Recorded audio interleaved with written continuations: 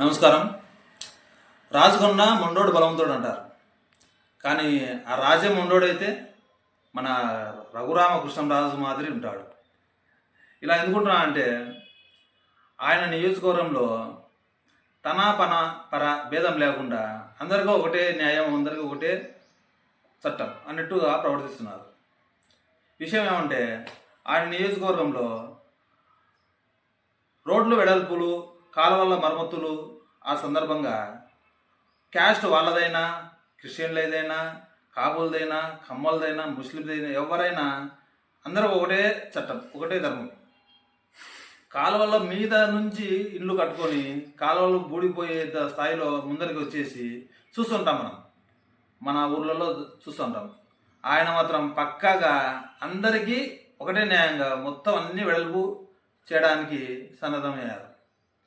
ఎవరు వ్యతిరేకించినా కూడా ఆయన పని ఆయన చేసుకుంటూ వెళ్ళారు. చిన్న కాలువల విషయమా అంటే అంతేకాదు. వంగవీటి రాధా ఆయన విగ్రహం ఆయన టచ్ చేయాలంటే ఎవరికైనా దమ్ము ధైర్యం ఉంటుందా?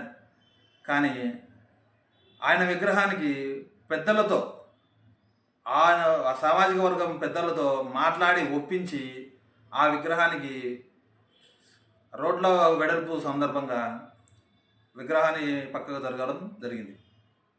అలా వాళ్ళు నొప్పించి కాకుండా. ఇంకా మీకు తెలిసే ఉంటుంది, గుడి సంబంధంగా పెద్ద రాష్ట్రమంతా చర్చనీయమైన విషయం. రాముల వారి మెడలో ఉన్న దండను తీసేసి చాలా వాళ్ళను హింసించి దాడి చేసి, దాడి అంటే మీరు గుర్తే ఉండి ఉంటుంది, చైనా వాళ్ళు మన ఆర్మీ వాళ్ళను గాల్వాన్లో కర్రలకు మేకులు కొట్టి మన వాళ్ళ మీద దాడి చేసి, అంటే ఇలాంటి బుద్ధులన్నీ కమ్యూనిస్టులకు పరాయి శత్రు దేశాలకు ఉంటాయి. కానీ మన దేశంలో మన వాళ్ళు కూడా ఇంత తెలివి అంటే అక్కడి నుంచే స్ఫూర్తి పొందారనిపిస్తుంది.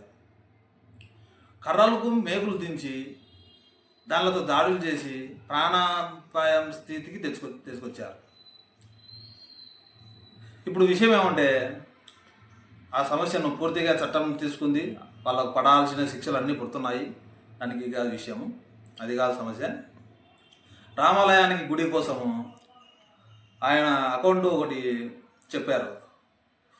Within 1 day 2 days 50 lakhs Rama భక్తుల ద్వారా వచ్చింది. నేను కూడా అమౌంట్ చేయదలుచుకున్నాను, చూపిస్తాను. అలాగే స్క్రీన్ మీద QR కోడ్ కనిపిస్తుంటుంది. మీరు ఎవరైనా త్వరపడండి, ఎందుకంటే 80 lakhs కట్ ఆఫ్. ఆ 80 lakhs ఎప్పుడైతే రీచ్ అవుతుందో అప్పుడు అది అకౌంట్ క్లోజ్ అవుతుంది.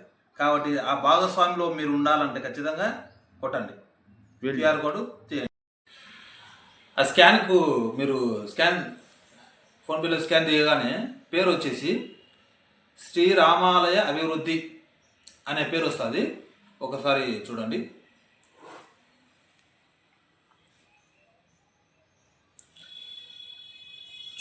చూపి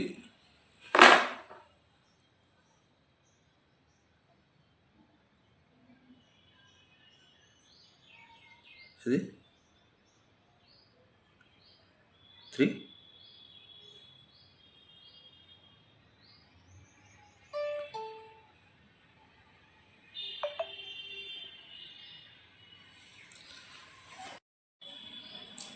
మొండోడు రాజు అయితే అన్నాను కదా, మన రాజుగారు రఘురామకృష్ణరాజు గారు సక్రమంగా ఆలయం ఉన్న, రికార్డెడ్గా ఆలయం ఉన్న ఆ మన రామాలయానికి వాళ్ళు చేసిన రచ్చను మనం చాలా హర్ట్ అయ్యాం.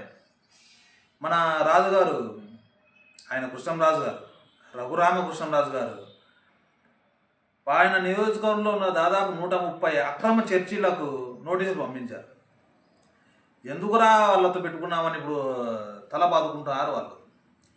ఆయన అక్రమ చర్చిలనే టార్గెట్ చేశారు, కానీ సక్రమం చర్చలు కాదు. మన అన్ని రికార్డులు, మన అన్ని అర్హతలు ఉన్న రామాలయానికి వాళ్ళు అడ్డపెట్టారు. కానీ అన్ని అక్రమ చర్చలను ఈయన నోటీసులు పంపారు. త్వరలో అవి కూడా రామార్పణం. కాబట్టి మన గవర్నమెంట్ ప్రభుత్వం కూడా ఈయనను ఇన్స్పైర్గా తీసుకొని అక్రమంగా ఏది ఉన్నా సరే చర్చిలు కానీ మసీదులు కానీ ఈవెన్ గుడులు కానీ అక్రమంగా ఉన్న వాళ్ళను తీయవలసిందిగా గవర్నమెంట్ గారికి విన్నవించుకుంటున్నాం. జై హింద్.